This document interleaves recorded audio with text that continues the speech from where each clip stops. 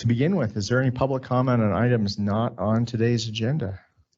And we have folks both in the physical room in Sophie Moise and folks joining virtually. Okay, seeing none, we'll roll right into our first action item of the day. Sylvia, would you like to talk to us about a contract with Montana Department of Commerce? Yes, good morning, Commissioners. I am presenting on behalf of Nicole, who is in a SEDS housing meeting right now, so she was not able to join us. This contract is between, of course, the state and the county on behalf of to assist ATG. This is their second contract, so they completed their first contract in February of 2021. They created 68 jobs, and then this new contract is to create 70 jobs. There is a bit of urgency on this specific contract because it needs to be executed by the end of the state's fiscal year, which is tomorrow. So that's the only piece, and we will be following up with our counterpart contracts, which are the assisted business and management plan agreements. Generally, you see all three of these at once, but we are doing the state and county contract first, so that way it is executed and ready to go, and then we will follow up at a later date with the assisted business agreement, which is between the county and ATG, as well as the management plan, which is between ATG, the county, and MEP. Okay, thanks, Sylvia. Any questions? No, let's go forth, and hopefully they can find those 70 folks. Okay, I will second that motion to approve and authorize me to sign the contract. Any further discussion? Seeing none, all in favor? Aye. Thanks, Sylvia. Do they have enough space to put all these folks who they're hiring? I believe so. There is a stipulation in the contract that I believe 20% in the letter, 20% of their awardees can be remote, but they must be remote in Montana, and that was kind of a function that was added to the last contract as a result of COVID. So in theory, there could be some folks that are a part of this contract that are out of Missoula County, but they're a small number. I believe it's only 17 out of the 70. Thanks. And is this the last time you will be joining us for one of these meetings? It is the last time I will be joining you. My last day of work is tomorrow. Wow. Well, thanks so much for all your good work, Sylvia. We'll miss you and wish you the very best. I'll miss y'all as well. Thank you so much. Okay. All right. Bye-bye. Thank you. Thanks. All right. Goodbye. Next, I believe someone peering over my shoulder, perhaps, may be presenting this. Ann Hughes, we have a PSA with Missoula Community Access Television for services as Missoula County's public education and government programming provider. Ann. Hi, yes, Commissioners, thank you. I'm lurking creepily over your shoulder to present this item. As you know, we secured a franchise agreement with Charter, and part of that is, which is a pretty great accomplishment in and of itself. It was a great process, and we're happy to have that part behind us. We're securing quarterly payments from them for public education and government programming, and then a franchise fee on top of that. We're averaging about $77,000 a quarter from that, which is great. And Jason Emery is going to be utilizing that revenue to help support the technology requirements of this public meeting room, which are pretty extensive. So this PSA is for 1 year, but we get to renew up to 5. MCAT is going to be offering some additional services to what they've been doing in the past, which is great. You've already availed yourselves of some of them, and those are the videos that you're doing. So video content. They're going to provide some kind of media center library hours for the public, so that's expanded access that this money will help them offer, which is awesome.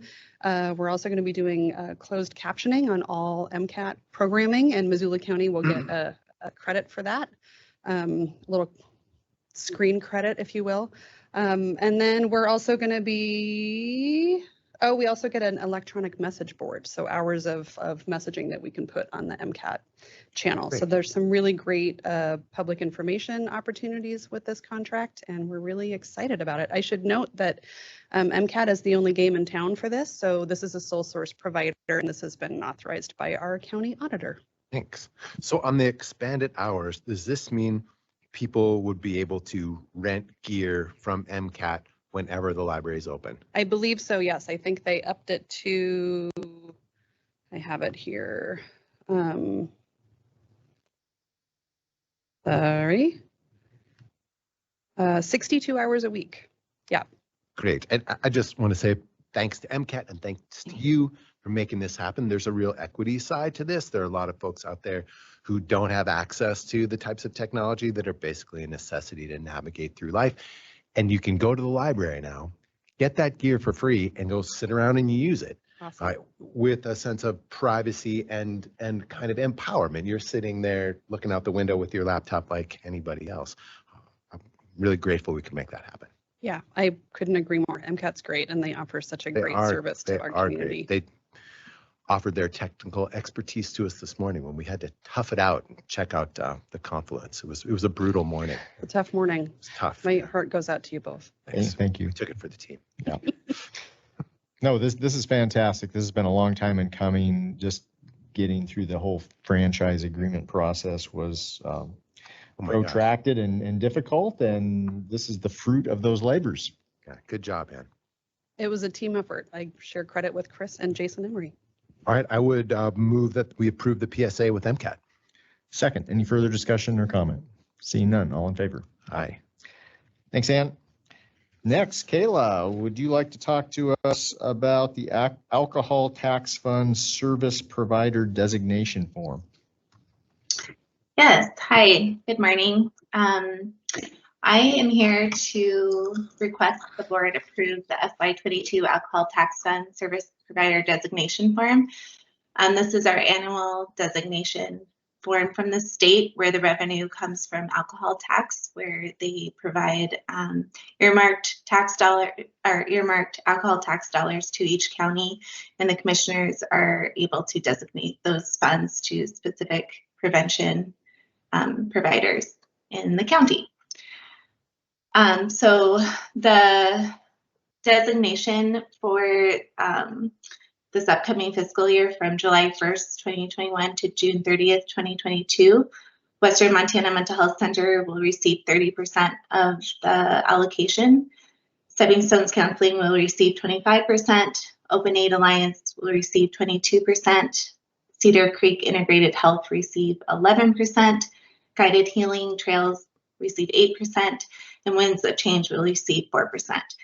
We're estimating that we'd get about $170,000 for this upcoming fiscal year, but we do not know yet the exact amount, but that's how much we were awarded this last fiscal year. Any questions? No, thanks for all your work on this. Yeah, thanks a lot. All right, I would move that we approve the FY22 Alcohol Tax Fund Service Provider Designation Form. Second that. Any further discussion? Seeing none, all in favor? All right. Thanks, Kayla. Yeah, thank you. Erica Grindy, you bet. Erica Grindy, come on up. We have a request to authorize the chair to sign a PSA between Missoula County and Payne West. Thanks, Commissioners. This PSA is between the benefits plan and Payne West. This is the fourth consulting agreement since I've been director over at Risk and Benefits that we've entered into with Payne West. So it's wrapping up it'll be almost 5-year consulting period. We did go through an RFP back in 2018 for the services. The reason for the 18-month term, we'll start there. We have been running these on the fiscal year. It gets a little challenging because one of the things that falls within this agreement is the purchase of the excess loss insurance for the benefits plan. That starts 7/1. So what can happen is you could round out your consulting agreement and then your broker would technically be your consultant for the next year. But then they they actually wouldn't be under contract. So it gets just a little strange because you buy your insurance during that prior fiscal year for the next fiscal year. So the hope here is to get this on a 1/1 cycle, so that the next time we go out for RFP for this type of service, whoever is selected from that process would actually come on for that 7/1 period, if that makes sense. In addition to purchasing insurance for the benefits plan, the other services provided under the consulting piece are really regulatory. So within the last, I would say, year, there's been a pretty significant push for a lot more transparency of pricing within both insurance industry and provider side. It's a really good thing. It's a lot to navigate from a technology standpoint. And so PayneWest won't be our source for that technology, but they're supporting us in terms of potential vendors so we can put together an RFP for those services. And then also just providing us with a lot of the summaries in terms of those, 2,000-page federal regulations to tell us what we should be doing in that space. So it's complex. They provide a lot of that day-to-day support. And then the other thing they do a really great job of is just providing day-to-day support on both HR and benefits issues as they come up. So they've been a really good partner.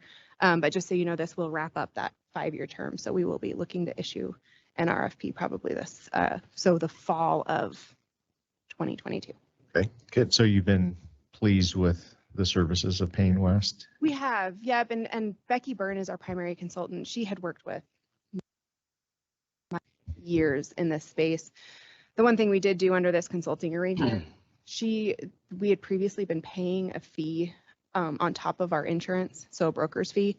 There's no broker's fee, so it's all tied into this. So I think we're getting good services, and we're really not paying a whole lot more than we were under that broker's fee. And this sounds like kind of part of the cost of doing business if we're self-administered, that we need this expertise that it's kind of impossible to have in-house. Very much so. I do the best I can, but I didn't come into it as a benefits attorney, and so it's nice to have their resources. No, I didn't. Oh, I'm no. saying, I mean, this is very specific, if not obscure knowledge. Somebody that could plow through 2,000 pages of federal regulations around transparency and make it coherent for somebody who's actually doing the work every day.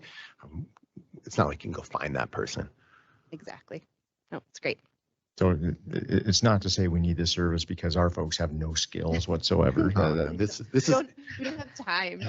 it kind of actually, there's a little bit of a rhyme with whatever 2 ago with the agreement on the franchise fees. Like, this is very specific knowledge set that not very many people have. You're deep in this one kind of strange area that's almost bottomless in detail. So insurance and cable franchise fees. Not a lot of children aspire to have that as youngsters, but we can push for that. Someday I'm going to grow up. And So these aren't the things you're going to get into?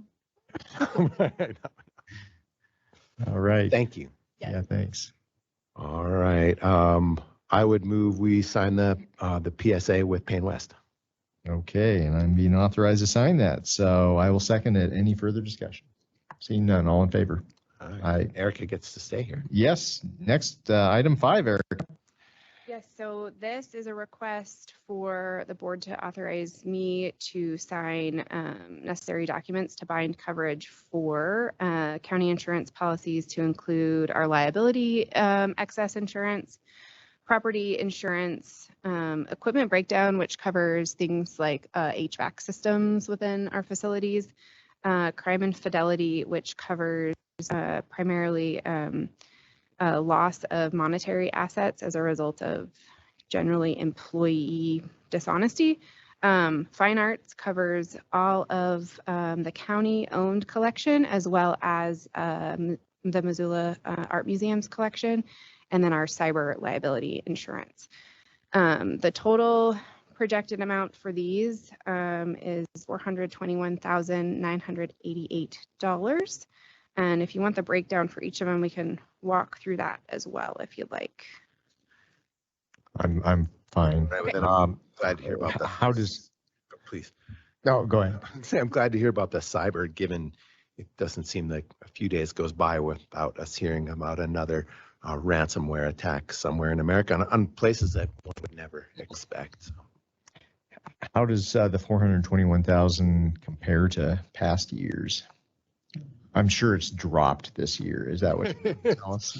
Everything seems to be costing less. Yeah, unfortunately, no. We're at about a 10% increase. The two areas where it's increasing, one is cyber. I'll tell you that is actually getting to be a pretty tough market to purchase insurance in, simply because of the uptick. So I guess, one of the, you hear about this from Jason Emery, and I'm so grateful to work with someone of his skill set. So Jason and I have talked a lot about just continuing his department's efforts to train us all to do our best when we're, getting on our machines, since we're really the first line of defense. But he has a lot of infrastructure in place that I think does a nice job of protecting the county. But that policy is up 15% this year, cost. And then the liability policy is really where we're getting hit hard. We're at a 25% increase, not because of claims. That is also a result of things we all are seeing in the news. Law enforcement liability is just I bet it's huge. getting hit pretty hard. And then we're also just seeing changes with qualified immunity for public officials. I've had this conversation with a few people in the county. This is one of those where we definitely can have a bigger conversation at some point about it. I think from a policy perspective, it's not a bad thing, but obviously it's hitting the county from a monetary perspective for insurance. So do you think, is there anything we could be doing in terms of our own policies that might bring that cost down? This year, no. I will say I had a supplemental application specific to law enforcement liability this year, and I've never had that sort of application. I'm really proud to work with who we do in Missoula County. Our sheriff's department has excellent leadership in terms of training and the type of work that our patrol and very deputies few do. incidents. Yep. So insurance is insurance. They look at the whole country. They don't look at us. They look at Missoula. everybody. Yep. So we're paying for that whole. That's the hard part about insurance. So I will say liability, we've been with the same group for a long time. I think next year it's time to market that. It was a quote that came in pretty late. So I would like to market liability and see what else is out there. We'll have time next year to do a bit more. Yes. Like I've already approached the broker we use for the other lines of coverage just to see where we sit, because we've been with that state's risk retention group for well before my time in this position, and we self-broker that. So it would be nice just to see where we sit with that policy. So yeah, you said we self-broker it. Yeah, so I you go do all the shopping. Yep. So it's time to. We might be able to just make sure we're competitive, because on all the other lines, our broker sends us multiple quotes where available. I mean, I'll be honest, property, we got one quote this year because it's just public entity insurance is not a hot commodity for insurers to get into. Right. Suspect. Yeah. Okay. Thanks, Erica. Thanks for all your work, Erica. Yeah. All right, I would move that we authorize Erica to sign the necessary document. I'm going to make sure I'm doing the right one. Yeah, sign the necessary documents to bind coverage for liability, property, equipment breakdown, crime, fidelity, fine arts, and cyber. Great. I will second that. Any further discussion? Speak now or forever hold your peace. Seeing none, all in favor?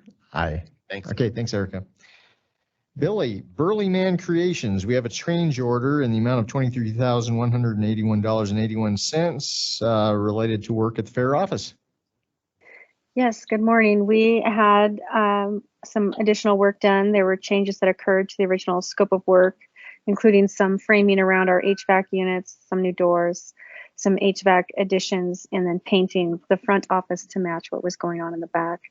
So we're asking for the approval of this change order. And so these weren't anticipated at all in the original contract? I guess believe it's a not. change order. Yeah. They just stumbled into them. Yeah. Is there a contingency that this is absorbed in, or is this just all over? Yeah, I'm not sure about that. I can find out more for you on that, Oh, but we just did it most cost effective way by working with Burlington outside of the Jackson contract, which would have, so this is something that we're able to do on our own in-house with Burlington to definitely keep the cost down. appreciate that. And we totally get that there's real savings to be had when you guys act kind of like the general and find the subs on your own, and appreciate that you're being thrifty. Yeah. Thanks, Billy. Right. No, I'm good. I would move that we change have a change order with Burlington Creations for the fair office. Second that. Any further discussion, comment? Seeing none, all in favor? Aye. Thanks, Billy. Thanks, Billy. Thank you. Allison, an update to Missoula County communications policy. She's going to ask that we speak in complete sentences. It's a hard driver. I do prefer that. No uhs and ums. Hemming and hawing is stopping. Is that better? Is that better? Okay. So yes, today I have before you an update to the communications policy. It was first adopted in 2015. We've had some changes in technology and case law, I suppose, that Looking at Brian right here. are prompting some changes. So just an overview of the noteworthy changes. We just included some more, some stronger verbiage about making sure we're checking in with technology and communications before departments are setting up separate websites, just to make sure we're in compliance with ADA requirements and we're being consistent with our county web presence. Then we're just establishing a protocol for responding to web inquiries that people send through the website. There's a couple different options the public has to send feedback in, and so those are all now routed through communications, and then we make sure it gets to the proper department so we don't have things falling through the cracks. And then it establishes a protocol for ensuring social media account security and proper archiving, and that just sets up a procedure where IT is the ultimate owner of social media accounts, so that way if we have staff turnover, we're not losing access to our accounts. And then we also have a software called Archive Social that properly archives all of our posts, so if something's edited, deleted, it's still saved because those are considered public records.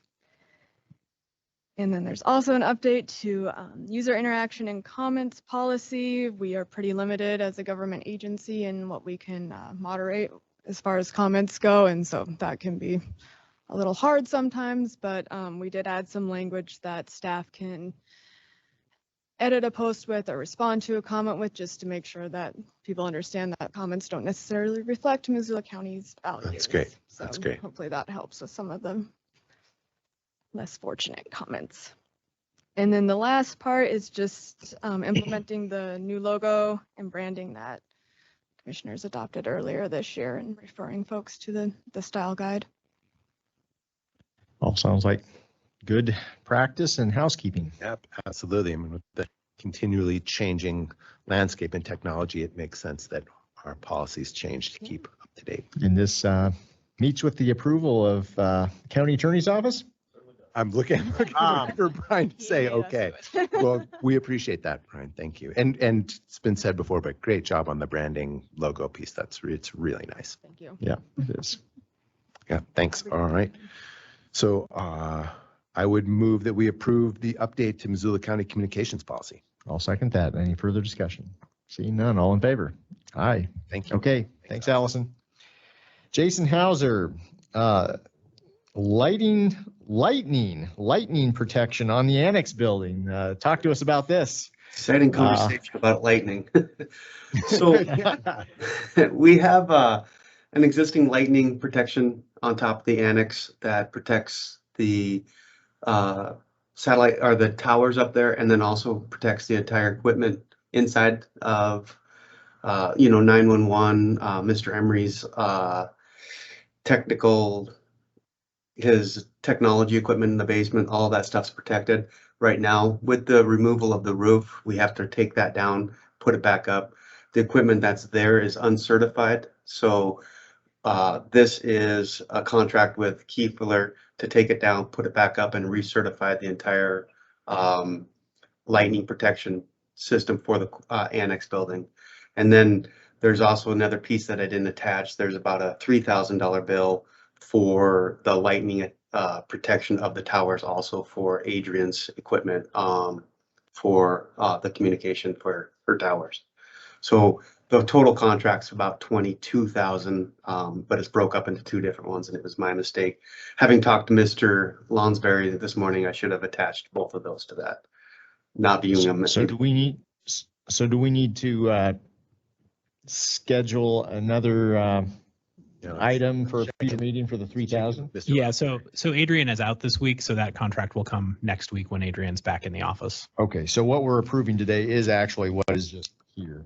Yes. Okay, the 18,000 or 19,000. Okay. Great. And Jason, so it sounds like they'll by and large be using the same equipment, just reinstalling it, or is there new equipment within this? There'll be new equipment. So from Oh, my there will be understanding, new the equipment, bulk okay. of it will be new. A lot of the Okay. fasteners and stuff like that won't attach to the new roof. So there'll be new fasteners. I'm hoping that they'll either recycle or reuse as much as possible, but the vast majority of their stuff will be new fasteners and that kind of stuff. Okay, Great. sounds Yeah, like we need to do it. Let us be protected from lightning. All right, I would move that we approve the chair to sign the contract with Keefler Lightning Protection. I will second that. Any further discussion or comments? Well, See- thanks for your work, Jason. Yeah. Thank you, guys. It's a detail that Yeah. would slip right by many folks. So thanks. All in favor? Aye. Jason has his hand up, Jason Emery. Oh, Jason Emery, Yes. shall we rethink what we just did or? No, I'm sorry. I should have jumped in sooner. I just as a quick reminder, I don't think either of you were here, but we did actually have a lightning event about 5-6 years ago that fried quite a bit of equipment in the courthouse. Wow. Wasn't properly protected. So this is certainly very important. And, we definitely have a lot of value in there. So just a little tidbit of info there. It does happen. It came on the heels of a very bad vote by the commission, I think. The wrath came down. Yeah. Okay, Thanks for that. thanks, Jason. Thank you. Bye. Goodbye. Thanks both Jasons. Okay, moving right along. Kyla, Missoula Aging Services revised bylaws. Yeah, I think Susan's on the line as well. I think I saw her. The Missoula Aging Services Governing Board made revisions to their bylaws. They proposed them and voted on them on May 25th, and they were voted and approved unanimously. Susan, do you have any other comments on the bylaws? No, I don't. I mean, we just wanted to update them and clarify, make sure that they reflected the true setup of the board. So as we understood it, it has to ultimately be approved by you guys. Which seems a little odd, but I guess Odd thing. I guess we'll do what we need to do. Yeah, I would. Thanks. We approve the bylaws. I will second that. Any further discussion on the bylaws? Seeing none, all in favor? Aye. Thanks. We just cannot get enough bylaws. And it's just I was going to say, sometimes when things are slow, we just stand in the hallway and talk I bylaws. know it's a necessary evil, and I don't really know why you have to approve them, but it might have been a past Board of Commissioners that decided that was important. So we're just following that, and Oh, obviously, yeah. A past board of aficionados of bylaws. Yes. and you've Okay. been, Well, yeah. Stay with us, Susan. It looks like we have another relevant item, and this is Missoula Aging Services Governing Board appointees. Kyla. Yes, so we had 4 terms expire as of June 30th or do expire as of June 30th, 2021. And then there's a partial vacant term through June 30th, 2022. So we had 2 current members submit their letters of interest. Jolynn McDermott has served 1 term and is eligible for reappointment. And then Kim McKelvey submitted her letter of interest, has served 1 term and is eligible for reappointment. We actually have 4 new applicants, 2 of which have only been able to interview, 2 we have not been able to interview yet, but we're still going to go through with this appointment just to get board members seated because there's so many vacancies. So the 2 that have applied and have done interviews is Cynthia Rademacher and Tom Wozniak. The other 2 applicants that have yet to interview are Xavier Extravaganza and Jerry Dellis.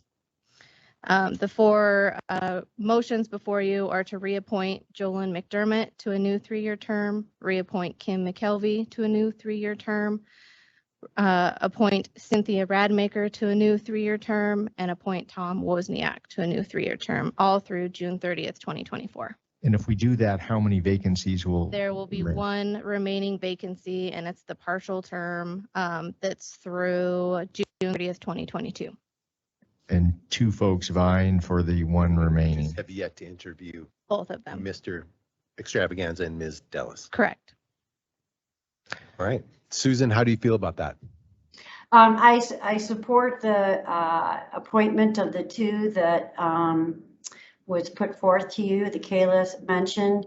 I would like to hold on any further appointments because our governing board's governance committee has identified veteran and the hopefully the LGBTQ community as the 2 areas we are continuing to look for representation on the board for.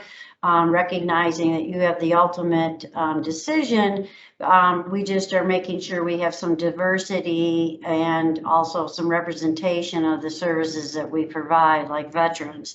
So I'm happy to listen to the interviews of the 2 people that are interested. And I did email Juan yesterday and asked if we could put on hold any further appointments until the governance committee had a chance to continue to find somebody that fills one of those 2 areas. So to be clear, Susan, then your recommendation would be to reappoint Ms. McDermott and Ms. McKelvey and hold it at that for right now? No, yes, I mean, no and yes. I want you to reappoint Jolyn and Kim McKelvey, and I'd like you to appoint Tom and Cindy, and then that leaves us with 1 unfulfilled term, and we'd like to wait till we find somebody that fits in that category. So we'll interview those 2 folks who have applied, and we'll wait to see, maybe we keep it open to see if we get any other people applying. Yes, and typically what we do is we go out and try and find members that have the skill sets we're looking for and ask them to apply. The 2 people that have applied that you haven't interviewed yet, we did not ask, and that's fine. We just would like a little more time to find somebody who fills the skill sets we're looking for. So I guess alternatively, when are our interviews for the other 2 folks who've applied? Mid-July, in a couple weeks. So would there be any? It's a little uncharacteristic that we would fill these kind of piecemeal. I mean, we certainly reappointing the 2 individuals makes sense, but not having interviewed 2 other individuals here, and we're going to be interviewing them shortly, I guess it makes sense to me that we don't appoint any new individuals until we have a chance to interview the full slate of individuals who've applied, whether they've been folks who've resulted from solicitation by the board or just general members of the public. Is there a reason why we would need to make these appointments today, Susan, rather than waiting a couple weeks? Well, I don't think that matters as much. The only problem is that it's summertime, and for us to find that 1 last representative might take a little time, and the board's comfortable with not having that seat filled at this time. I guess what I'm getting at, Susan, though, is that we could certainly hold one of the available seats for the sort of individual that you think needs to round out the diversity of the board, but fill the 2 other appointments subsequent to interviewing the next two Sure. individuals, because we'd be appointing Cynthia and Tom today, and they might be perfectly fine, but in a vacuum, not having interviewed the other two folks who are hanging out there. Yeah, I would be fine with that. That's fine. Because that's fine. And we can do that and then leave that other position open for a while. Till we Yeah, find. then we'd essentially have 4 folks to choose from for 2 positions later in Right. July. Right. Okay. And you can get and by without having all those vacancies on the board. I guess you have been getting by, so. Well, yes, but we have, I mean, I might want to remind you that this is the year the board has to select a new CEO. So it's, Should get them on there. Well, it's just 3 weeks out. yeah, but the 3 weeks is fine. I'm more interested in getting the training going because our next board meeting is September. And certainly it's 3 weeks is not going to make a lot of difference. If you feel more comfortable interviewing the other 2 candidates, and then making your decision on 2 after the other 2 are done. Does that make sense? Well, and plus it feels a little disingenuous on our parts to interview these next 2 folks if Right. the positions are all filled. So. Yeah, I don't have any problem with how you look at it, and I can understand that. So yeah. Okay. The only other thing would be is if you then run into, we do find somebody for that last position and you've already turned down the 2 when you knew there was an open board seat. Does that make sense too? I mean, I'm fine with what you're suggesting. It's just that I don't know what's a better perception unless the honesty can be, you know, they're looking for somebody who has background in this and this. I don't know if that's typical for your boards that you oversee, but most nonprofits do look for skill sets, and that's part of the success of our organization and governing board is that we take an active role in identifying skill sets. Sure. And so I that would might be push on different that. practice than the county typically has. So what I'm saying is that if you wait for the other 2 and you're only going to fill 2 and then you wait for that open slot, you're telling those 2 people you're not eligible for that open slot. I think that's fine. I mean, if someone who you're if none of these 4, and I guess has yet to be seen, but maybe you feel confident that based on the materials they submitted thus far, that none of the 4 fill the skill sets or the criteria you'd be looking for one of the positions, then yeah, we fill that later. And Okay, I that's mean, fine. if there are other skill sets that we should be aware of that as we fill these 2 positions out of the 4 applicants thus far, let us know, because that will be important information for us. Exactly. Josh? It's great that thanks for sharing that. I wouldn't have known otherwise. So it's really valuable that you can let us know. And I would encourage you to let the applicants know as well, so that if by chance they don't have the skills you're looking for, that they don't waste their time. Right, and the 2 that you have already interviewed were selected based on their skill sets.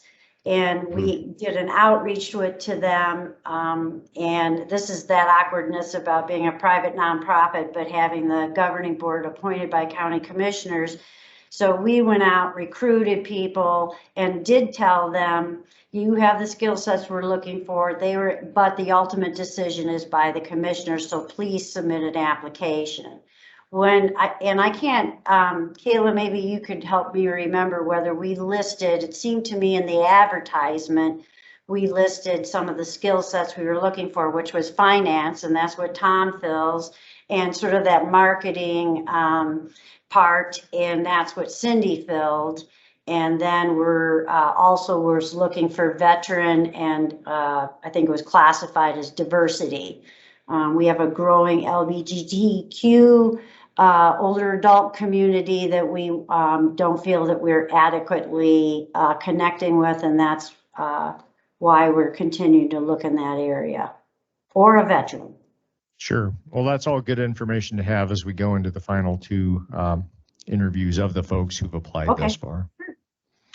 So why don't we consider just reappointing Jolynn and Kim? I would say I would move that we reappoint Jolynn McDermott and Kim McKelvey. Second that. Further discussion? All in favor? Aye. Aye. Okay, thanks, Susan. We'll interview a couple more folks and then make selections for 2 seats and the third when we actually have some additional folks who fit that bill. Okay, thank you very much. Thank you. Can All right. Chris knock out the remainders? It looks like items 11 through 24, if I'm not mistaken, are employment agreements, standard employment agreements. Anything that you'd like to add, Chris? No, just a further reminder for our audience. So every year partnership re-signs with their providers. They do your employment contracts with those. So this time of year, we see these kind of come through in batches as you renew those provider agreements. And so that's what all of these represent. Thanks. Okay. All right. I would move we pass items 11 through 24 and get these folks working. I'll second that. Further discussion? Seeing none. All in favor? Aye. Thanks, Chris. Thanks, Chris. Any correspondence we need to discuss today? How about communications? We did Nothing. that already. We already did communications. Okay. Anything else we need to discuss before we adjourn today? I'm seeing head shakes of no. Okay. We'll be done. That well done, staff, on the hybrid meetings. Yeah, It's thanks. going really smoothly. Some of them